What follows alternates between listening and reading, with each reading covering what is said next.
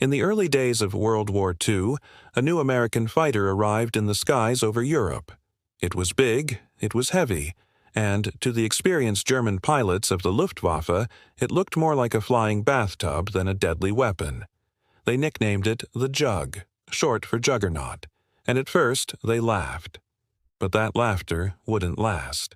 This is the story of the Republic P-47 Thunderbolt and the courageous pilots who turned a ridiculed newcomer into a legend. From the farms of Oklahoma to the bustling streets of New York, young American men answered the call.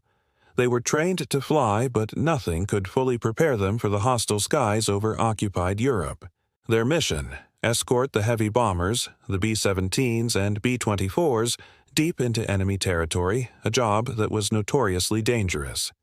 The aircraft they were given was the P-47 Thunderbolt, and its initial reception was lukewarm at best.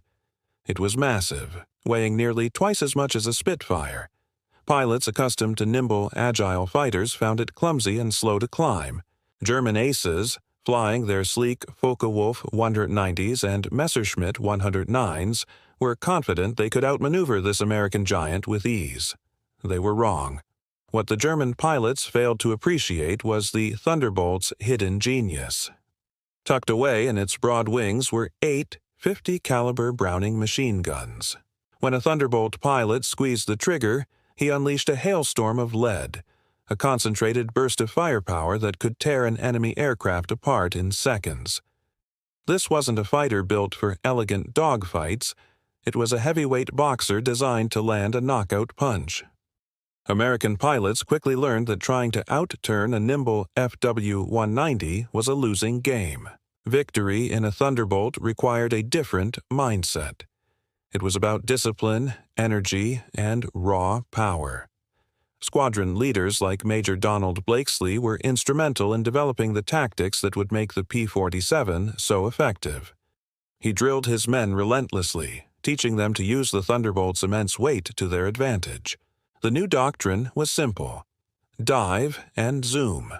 Pilots would use their superior altitude to build up incredible speed in a dive, attack the enemy in a single, devastating pass, and then use that momentum to climb back up to safety, resetting for another attack. Energy management became the key to survival and success. It was a brutal, efficient style of combat that perfectly matched the aircraft's strengths. American pilots learned to fly in disciplined formations, covering each other and coordinating their strikes to overwhelm even the most experienced Luftwaffe veterans. They weren't just flying planes, they were weaponizing physics. But perhaps the Thunderbolt's greatest asset was its incredible toughness. This aircraft could absorb an astonishing amount of punishment and still bring its pilot home. The stories are the stuff of legend. Lieutenant Robert S. Johnson, a farm boy from Oklahoma, became one of America's top aces, but his journey was marked by near disasters. On multiple occasions, his P-47 was riddled with bullet holes and cannon shells. Control surfaces were shredded, the canopy was shattered, yet the rugged airframe held together, and the powerful Pratt & Whitney engine kept running. He always made it back.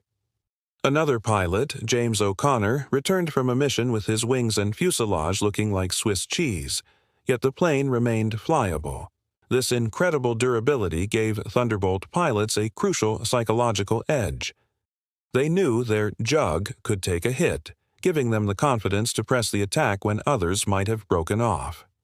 The primary role of the Thunderbolt was to protect the bombers, and here it truly changed the game. Before the P-47 arrived in force, bomber losses were catastrophically high. But with its long-range capabilities, thanks to external fuel tanks, the Thunderbolt could escort the bomber streams all the way to their targets and back. German fighter pilots, accustomed to feasting on unprotected bombers, now faced a wall of American fighters that were not only heavily armed, but also incredibly resilient. The sight of Thunderbolts overhead became a symbol of hope for the bomber crews and a sign of dread for the Luftwaffe. The once laughed-at Jug was now the guardian of the skies, and it was exacting a heavy toll on the German Air Force. The impact of the Thunderbolt went far beyond individual acts of heroism or the number of enemy planes shot down. It represented a fundamental shift in fighter design philosophy. It proved that in the high-speed, high-altitude combat of World War II, brute force, firepower, and resilience could be just as important, if not more so, than pure agility. The lessons learned in the cockpit of the P-47 influenced a generation of aircraft designers. The idea of a multi-role fighter, one that could excel at both air-to-air combat and ground attack, was cemented by the Thunderbolt's versatile performance. It wasn't just a fighter, it was a platform. As the war progressed, the Thunderbolt's reputation grew. It had silenced the skeptics and earned the respect of its adversaries. The combination of a robust, brilliantly designed machine and the skill, courage, and tactical innovation of its pilots created a true war winner. Every mission, whether a high-altitude escort or a low-level strafing run, added to the legend.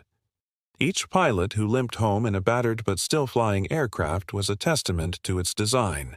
The P-47 Thunderbolt was more than just metal, wires, and an engine. It was a symbol of American industrial might and the unyielding determination of the young men who flew it. From an object of ridicule to an icon of air power, the Jug had proven that sometimes the biggest and the toughest are the ones who win the fight. Thanks for watching.